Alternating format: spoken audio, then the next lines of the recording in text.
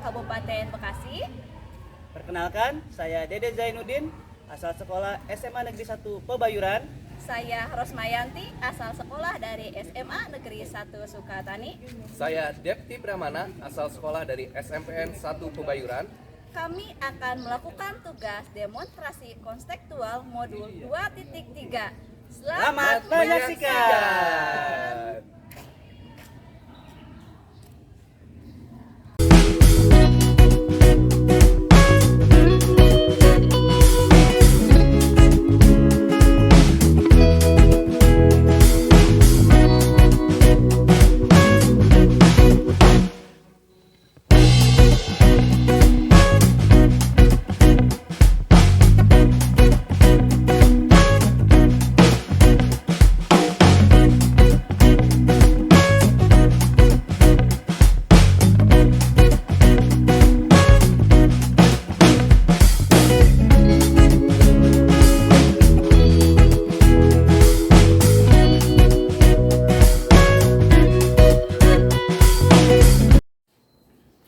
Assalamualaikum warahmatullahi wabarakatuh. Waalaikumsalam warahmatullahi wabarakatuh. Bagaimana kabarnya Pak Dede hari ini? Alhamdulillah sehat Pak. Alhamdulillah. Sebelum kita memulai coaching ya Pak ya, di sini saya sebagai pengamat yang akan melihat proses coaching nih dari Pak Dede ya dengan coachingnya. Ada beberapa hal yang akan saya sampaikan Pak terkait rubrik penilaian dalam observasi saya. Nah, saya harap sih Bapak mampu ya memiliki paradigma berpikir coach. Nah, yaitu kemitraan, proses aktif, kreatif, dan memaksimalkan potensi dari coach Bapak tersebut. Nah, tentunya Pak Dede juga sudah memiliki kompetensi inti ya coaching, meliputi kehadiran penuh, present ya Pak, terus mendengarkan aktif, mengajukan pertanyaan berbobot dengan teknik rasa ya.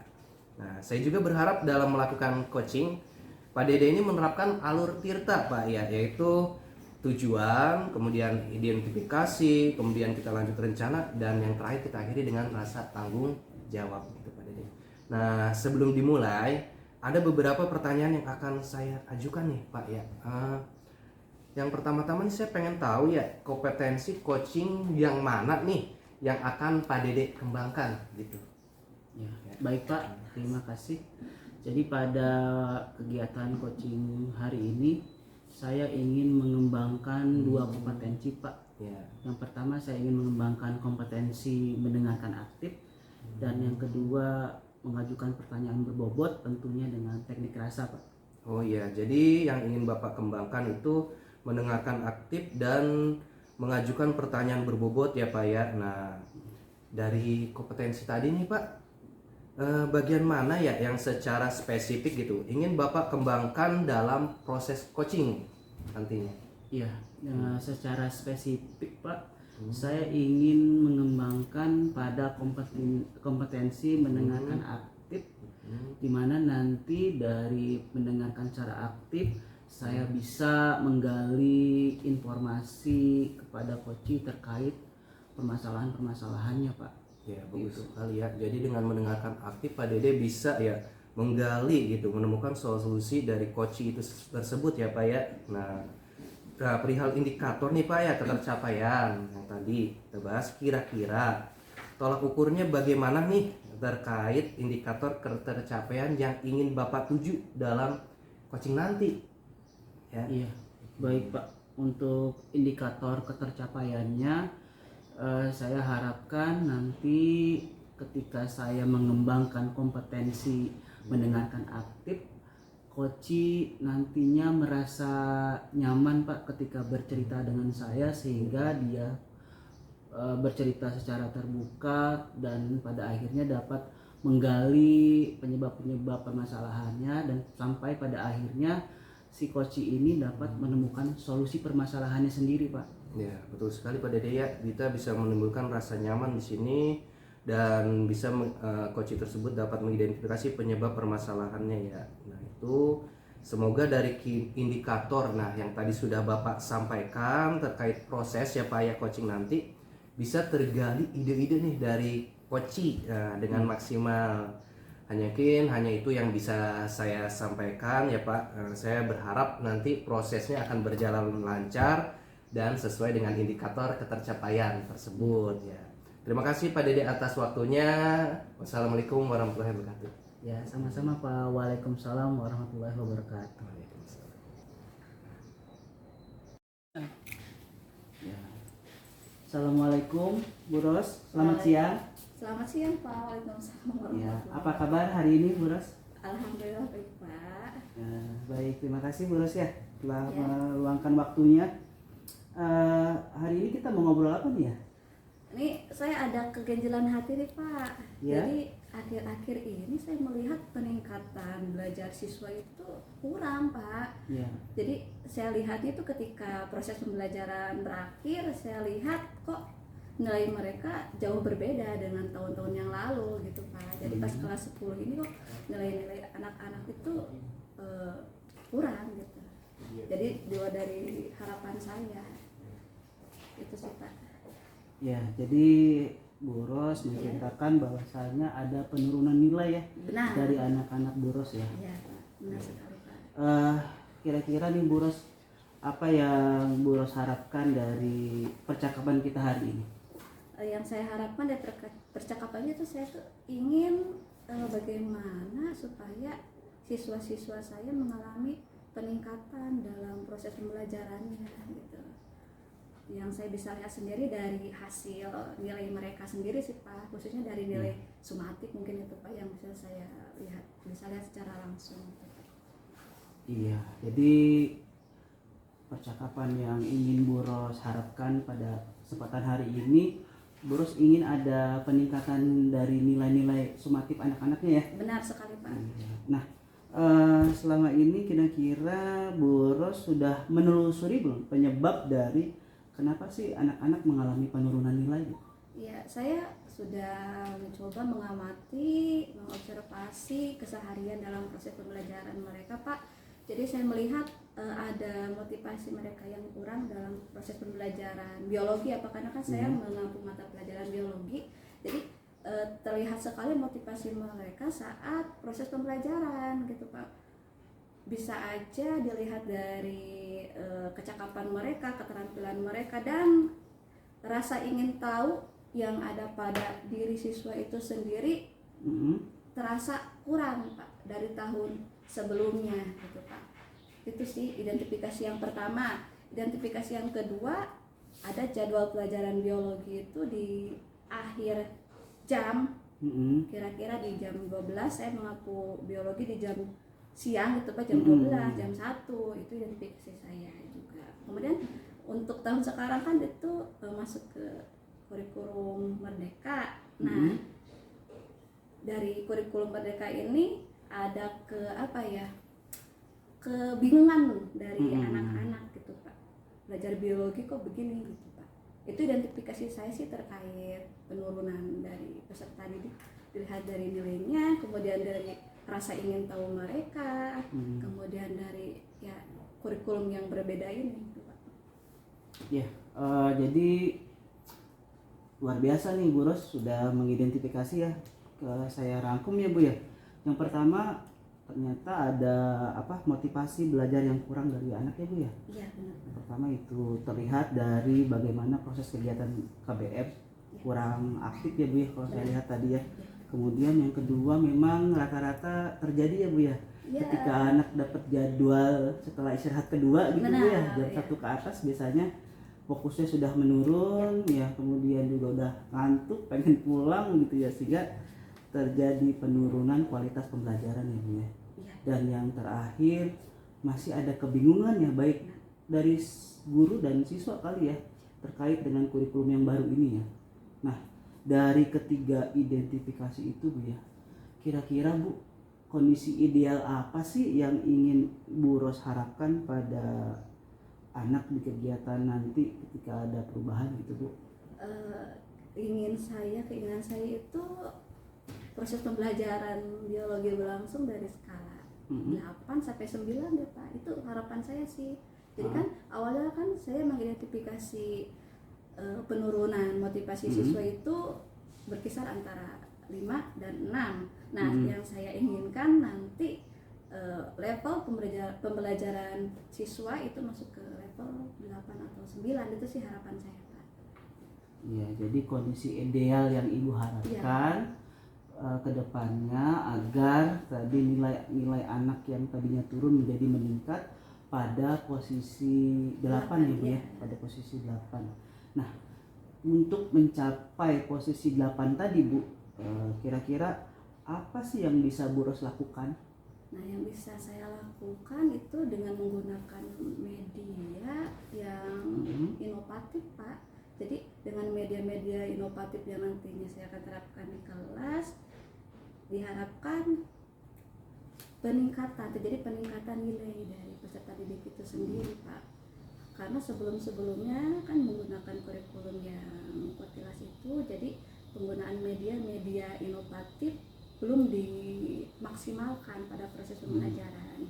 Saya akan berusaha untuk mencoba meningkatkan penggunaan media-media pembelajaran inovatif di dalam kelas supaya motivasi anak juga ikut meningkat dan berujung ke hasil pembelajarannya pun meningkat juga. Ya, iya. Jadi ada dua ya. Jadi Ibu ingin meningkatkan pada proses pembelajarannya untuk menggunakan media yang interaktif dan inovatif. Benar sekali. Ibu sebelumnya pernah nggak menerapkan media interaktif dan inovatif pada proses pembelajaran di kelas? Sebelumnya saya pernah menerapkan, Pak, namun itu saya terapkan di kelas 11 dan kelas 12. Nah, untuk kelas 10 ini belum saya terapkan secara maksimal karena saya harus mengidentifikasi terlebih dahulu tuh minat anak juga, motivasi anak gitu. Kira-kira untuk media interaktif dan inovatifnya apa yang mau Ibu gunakan? Entah itu aplikasi atau apa ya, semacam media pembelajaran yang lain? Iya, saya akan mencoba menerapkan pembelajaran inovatif dari aplikasi, Pak. Aplikasi kan di pembelajaran biologi kan ada virtual lab tuh. Nah, saya akan mencoba ada terapkan virtual lab ya, Bu ya. virtual labnya.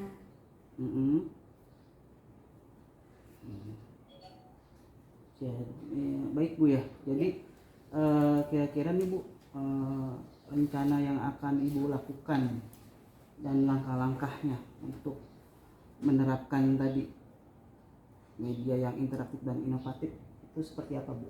Langkah-langkahnya saya akan mencari tahu media pembelajaran inovatif yang cocok untuk anak-anak kelas 10. Kemudian meminta bantuan dari rekan sejawat, terutama guru mata pelajaran biologi, bagaimana nih media pembelajaran yang cocok untuk anak-anak kelas 10 di kurikulum Merdeka ini. Ya, jadi siapa aja Bu yang kira-kira orang yang bisa membantu Ibu dalam rangka menyusun maupun melaksanakan rencana tersebut? Banyak sih Pak. Banyak ya Bu? Banyak, dari rekan sejawat, kemudian dari bagian kurikulum juga, dan dukungan dari kepala sekolah. Iya, wah luar biasa Bu ya. Jadi Ibu sudah punya banyak gambarannya terkait bagaimana nanti menerapkan rencana-rencana Ibu ya ke depannya. Kemudian kira-kira dalam perencanaan ini Ibu butuh berapa lama waktunya? Saya membutuhkan waktu 2 kali pertemuan, akan coba saya terapkan ya, 2 pertemuan untuk menerapkan media pembelajaran yang inovatif dengan menggunakan aplikasi virtual, akan coba saya terapkan di kelas. Iya, berarti sudah bisa dibayangkan Ibu ya. Ibu butuh 2 kali pertemuan, butuh siapa-siapa yang sudah disebutkan gitu Bu. Dan terakhir Bu, kapan nih Bu kira-kira Ibu bisa melaksanakan rencana ini? Di minggu depan, di hari Senin, di jam pelajaran saya di biologi di kelas 10. Di minggu depan ya Bu? Iya, akan coba saya terapkan. Terus Bu, komitmen apa nih yang akan Ibu lakukan agar rencana ini bisa berjalan dengan baik?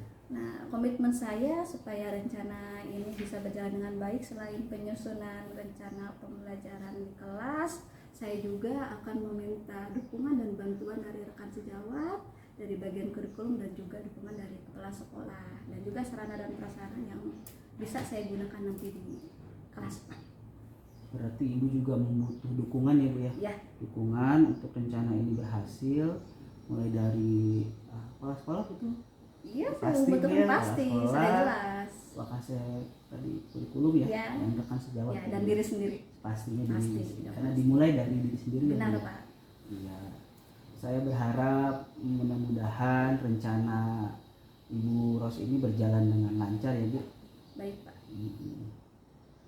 Selanjutnya bagaimana nih perasaan Ibu setelah kita melakukan dialog sinak ini? Seru dan menyenangkan, Pak. Jadi saya bisa ada ide nih bagaimana caranya supaya peningkatan hasil belajar siswa terlihat signifikan Iya. gitu Pak, dengan menggunakan media pembelajaran yang inovatif.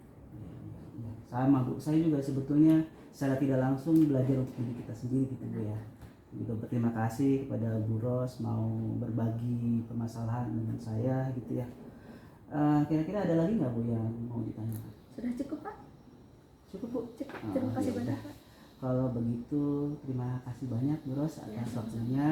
Mudah-mudahan rencana yang akan Ibu eksekusi berjalan dengan lancar dan mudah-mudahan bisa kita ngobrol lagi ya Bu ya. Untuk Siap, Pak. melihat progresnya Ya. seperti apa ya Bu ya. Baik. Oke, terima kasih Bu Ros. Ya, sama-sama, Pak. Assalamualaikum. Waalaikumsalam warahmatullahi wabarakatuh. Baik, Pak Dede, tadi saya sudah mengamati ya proses coaching Bapak tadi terhadap coaching Bapak nih. Saya sudah mencatat ada beberapa poin ya Pak dari observasi Bapak tadi. Nah, namun sebelumnya ada beberapa pertanyaan yang saya ingin tanyakan terkait proses coaching Bapak tadi. Nah, yang ingin saya pertanyakan pertama itu apa yang sudah Bapak lakukan saat melakukan coaching, Pak? Ya, terima kasih Pak Deti. Alhamdulillah Pak, pada kegiatan coaching hari ini yang saya lakukan itu sudah sesuai dengan alur tirta, di mana saya memulai pada pertanyaan tujuan, kemudian lanjut ada identifikasi, kemudian rencana dan tanggung jawab. Kemudian saya juga sudah menggali informasi dan juga ide dari coach terkait permasalahan si coach Pak, sampai dia menemukan solusi dari permasalahannya sendiri. Dan alhamdulillah selama coaching saya juga sudah menerapkan kompetensi coaching Pak, kompetensi intinya di mana saya sudah menerapkan presence, kehadiran penuh, kemudian saya juga mengajukan pertanyaan yang berbobot, dan tentunya yang terakhir sudah mendengarkan aktif Pak. Iya, bagus sekali ya Pak Dede. Alhamdulillah ini Pak Dede sudah menggunakan ini ya alur tirta dari tujuan, identifikasi, ya rencana hingga coach Bapak tadi sudah memiliki rasa tanggung jawab. Nah, dari permasalahan tadi juga Bapak sudah membuat ini ya mendengarkan coach secara aktif, dan saya lihat juga membuat pertanyaan berbobot ya dengan teknik rasa. Oke. Kita lanjut nih Pak Dede ya, pertanyaan yang kedua.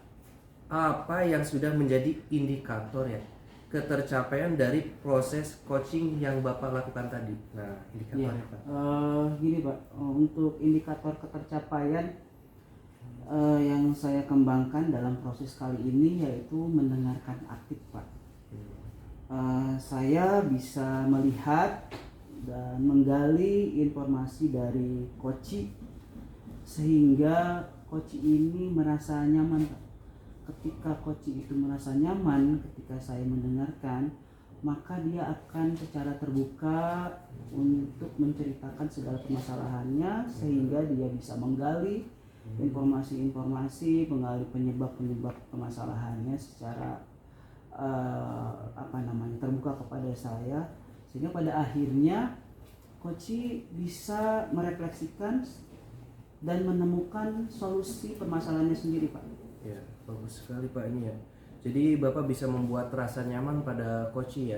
Iya. Ketika rasa nyaman itu tumbuh, coach bisa menggali ide-idenya ya Pak ya. Jadi menemukan solusinya sendiri gitu. Hanya Bapak saja yang mengarahkan gitu ya. Bagus dari hasil coaching Bapak tadi ya. Kira-kira ada lagi nggak Pak kompetensi yang ingin Bapak kembangkan gitu untuk kedepannya? untuk kedepannya ya Pak ya, saya mencoba ingin mengembangkan kompetensi kehadiran penuh Pak ya, atau presence. Saya ingin mencoba menerapkan teknik stop Pak ya. Jadi mudah-mudahan dengan proses kompetensi kehadiran penuh ini antara saya dengan coach dalam kesadaran penuh, dalam kehadiran penuh, sehingga proses coaching itu betul-betul bermanfaat, betul-betul efisien, sehingga mendapatkan solusi yang bagus gitu Pak, yang baik untuk coaching. Iya, Pak. Dan tentunya mendapatkan pengalaman juga dari saya. Iya. Saya mendapatkan pengalaman gitu. Pengalaman ya. Jadi ini Bapak benar-benar sudah berkolaborasi ya, dimana tadi dengan menggunakan teknik stop ya Pak ya. Nah itu bisa menghadirkan rasa nyaman ya Pak ya, stop itu yang ingin Bapak kembangkan, dan Bapak pun sudah bagus ya ingin mengembangkan potensi diri Bapak juga gitu ya. Betul, Jadi Pak. kita bersama-sama gitu. Baik Pak, nah mudah-mudahan ya kompetensi yang ingin Bapak kembangkan dapat diterapkan pada kegiatan coaching berikutnya nih Pak. Saya berharap terus senantiasa Bapak melakukan coaching, terbiasa menerapkan alur tirta, kemudian bisa menerapkan kesadaran ya dalam ini untuk menemukan solusi dari coaching kita ini. Nah, Iya Pak. ya, terutama kita harus bisa mengembangkan juga nih Pak kepada rekan-rekan sejawat kita ya. Iya. Jadi kemampuan ini kita bisa kembangkan, dan semua warga kita warga sekolah kita bina dan menumbuhkan budaya ini positif di sekolah kita gitu Pak. Terima kasih Pak atas waktunya pada kegiatan pasca observasi kali ini. Tetap semangat Pak. Ini Bapak luar biasa sekali. Sampai ketemu di lain waktu ya. Saya akhiri. Wassalamualaikum warahmatullahi wabarakatuh. Ya, terima kasih juga Kak. Terima kasih banyak atas waktunya. Waalaikumsalam warahmatullahi wabarakatuh. Sama-sama Pak. Waalaikumsalam.